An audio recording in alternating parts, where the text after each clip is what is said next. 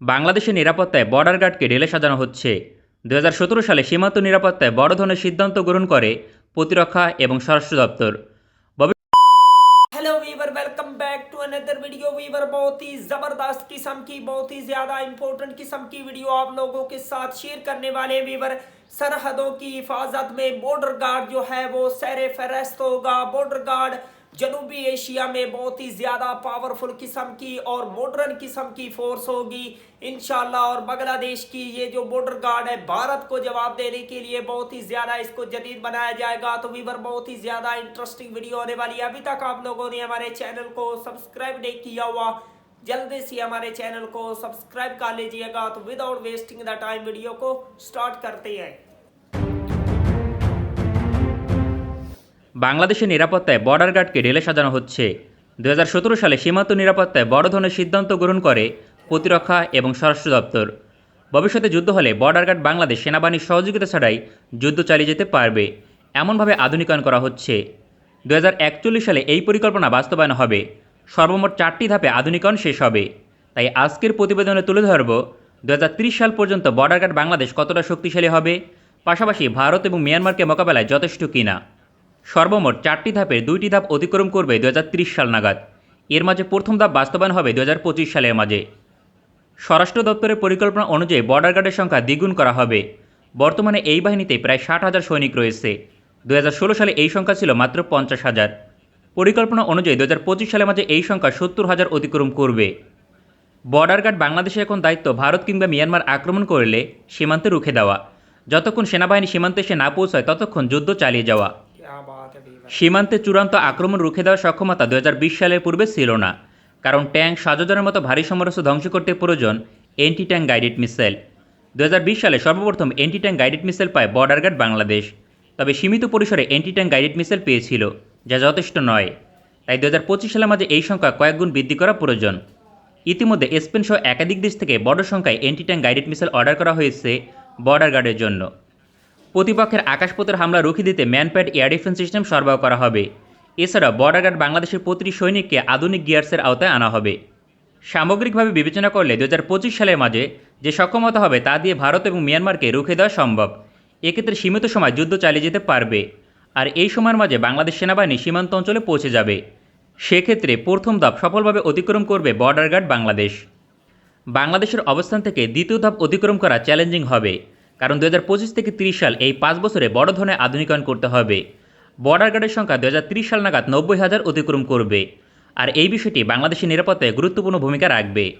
বাংলাদেশ সামরিক বাহিনীর পর সবচেয়ে আধুনিক সৈনিক হচ্ছে বর্ডার গার্ড বাংলাদেশ, কারণ সেনাবাহিনীর আদলে প্রশিক্ষণ দেওয়া হয়। কোনো দেশের সঙ্গে চূড়ান্ত যুদ্ধ হলে সেনাবাহিনীর সঙ্গে সমন্বয় করে কাজ করবে। সেক্ষেত্রে বর্ডার গার্ড বাংলাদেশের সংখ্যা বৃদ্ধি করা সময়ের দাবি। ২০৩০ সাল নাগাদ বর্ডার গার্ড বাংলাদেশের পরিবহন হেলিকপ্টার প্রয়োজন হবে বড় সংখ্যায়, কারণ সীমান্তে আক্রমণ হলে যাতে অল্প সময়ের মাঝে বর্ডার গার্ড বাংলাদেশ পৌঁছাতে পারে। এছাড়াও সীমান্ত ঘেঁষে যোগাযোগ অবকাঠামো শক্তিশালী করা পরিকল্পনার অন্যতম অংশ। যোগাযোগ ব্যবস্থা উন্নত হলে বড় সংখ্যায় সাজোযান প্রয়োজন হবে, কারণ সীমান্তে টহল দিতে রাখবে গুরুত্বপূর্ণ ভূমিকা। ভারত অথবা মিয়ানমার সরাসরি আক্রমণ করলে তখন বেশ কিছু আধুনিক সমরাস্ত্র প্রয়োজন হবে। এক্ষেত্রে অ্যাটাক ড্রোন এবং অ্যাটাক হেলিকপ্টার অন্যতম।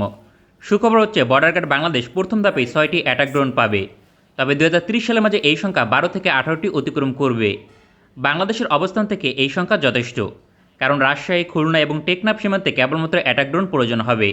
সুতরাং ১৮টি অ্যাটাক ড্রোন অন্তর্ভুক্ত হলে বর্ডার গার্ড বাংলাদেশ তাদের রুখে দিতে পারবে। প্রতিটি সীমান্তে ৬টি টিবিটির মতো অ্যাটাক ড্রোন থাকলে কমপক্ষে ৩০ থেকে ৪০টি ট্যাঙ্ক অথবা সাজোযান ধ্বংস করতে পারবে।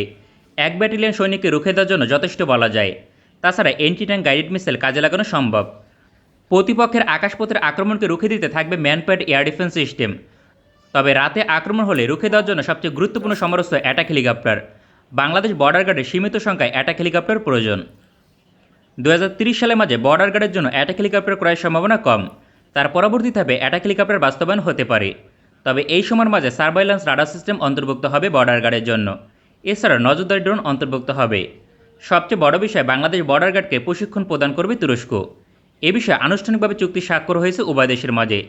তুরস্কের বর্ডার নিরাপত্তা পৃথিবীর শীর্ষ ৩টি দেশের মাঝে একটি। পৃথিবীর কুখ্যাত যত সীমান্ত রয়েছে তার মাঝে তুরস্ক ইরান সীমান্ত শীর্ষে রয়েছে। দেশটির সীমান্ত দিয়ে প্রবেশ করা প্রায় অসম্ভব। এমন একটি দেশ থেকে প্রশিক্ষণ পাবে বর্ডার গার্ড বাংলাদেশ। স্বল্প পরিসরে নয়, বৃহত্তম পরিসরে বর্ডার গার্ড বাংলাদেশকে প্রশিক্ষণ প্রদান করবে তুরস্ক। 2030 সালের মাঝে অন্তত 4টি সীমান্তে নতুন সামরিক ঘাঁটি স্থাপন করা হবে। এক্ষেত্রে খুলনা, রাজশাহী এবং চট্টগ্রাম প্রাধান্য পাবে। সীমান্ত অঞ্চলে খুব কাছাকাছি সেনাঘাঁটি স্থাপন করা সম্ভব নয়। সেক্ষেত্রে বর্ডার গার্ড বাংলাদেশ ঘাঁটি স্থাপন করলে নিরাপত্তা নিশ্চিত করতে সুবিধা হবে। প্রতিপক্ষ আক্রমণ করলে অল্প সময়ের মাঝে রুখে দিতে পারবে যদি সীমান্তে ঘাঁটি স্থাপন করা হয়। এজন্য প্রতিটি বর্ডার গার্ডে ঘাঁটি নির্মাণ করতে 40 থেকে 50 একর জমি নির্ধারিত হচ্ছে। সামগ্রিকভাবে বাংলাদেশ বর্ডার গার্ডে যে আধুনিকায়ন হচ্ছে তা দক্ষিণ এশিয়া সবচেয়ে এগিয়ে রাখবে, কারণ প্রতিটি বর্ডার গার্ডকে আধুনিক গিয়ার্সের আওতায় আনা হবে। এক্ষেত্রে আধুনিক রাইফেল, হেলমেট এবং বুলেট প্রুফ জ্যাকেট পাবে। অন্যদিকে ভারত এবং মিয়ানমার বর্ডার ফোর্সের গিয়ার শোচনীয়, যা বাংলাদেশ থেকে অনেক পিছিয়ে। অ্যাটাক ড্রোন, পরিবহন হেলিকপ্টার, নজরদারি drone, surveillance radar system, anti tank guided missile এবং দ্রুতগতির স্পিডবোট যুক্ত হবে। এই বিষয়গুলো পার্শ্ববর্তী দেশের বর্ডার ফোর্স থেকে এগিয়ে রাখবে। ইতিমধ্যে বাংলাদেশ বর্ডার গার্ডের পেশাদারিত্ব এবং দক্ষতা মিয়ানমার এবং ভারত থেকে এক ধাপ এগিয়ে, যার প্রমাণ হয়েছে একাধিক সীমান্ত যুদ্ধে। ভারত এবং মিয়ানমারের সঙ্গে বারংবার সীমান্ত যুদ্ধে জয়লাভ করেছে Bangladesh border guard. Wonderful viewer, बहुत ही ज्यादा जो बांग्लादेश की बॉर्डर गार्ड है वो मॉडर्न भी है और आहिस्ता आहिस्ता बांग्लादेश जो है इसको और भी ज्यादा अपग्रेड करता जा रहा है। बांग्लादेश की बॉर्डर गार्ड अपने वतन की हिफाजत के लिए 24 आवर जो है वो रेडी रहती है। भारत और म्यांमार को जवाब देने के लिए बांग्लादेश की बॉर्डर गार्ड को और भी ज्यादा मजबूत किया जाएगा। बांग्लादेश की गवर्नमेंट की जानिब से जदीद तरीन दुनिया के मॉडर्न किस्म के जो वेपन और हेलीकॉप्टर है वो बांग्लादेश की बॉर्डर गार्ड को प्रोवाइड किए जाएंगे। बांग्लादेश आहिस्ता आहिस्ता अपग्रेड करता जा रहा है। तो वीवर, अगर आप लोगों को मजीद इंटरेस्टिंग वीडियो देखनी है तो जल्दी से हमारे चैनल को सब्सक्राइब कर लीजिएगा। मिलते हैं आपसे नेक्स्ट वीडियो में इंशाअल्लाह। तब तक के लिए अल्लाह हाफिज।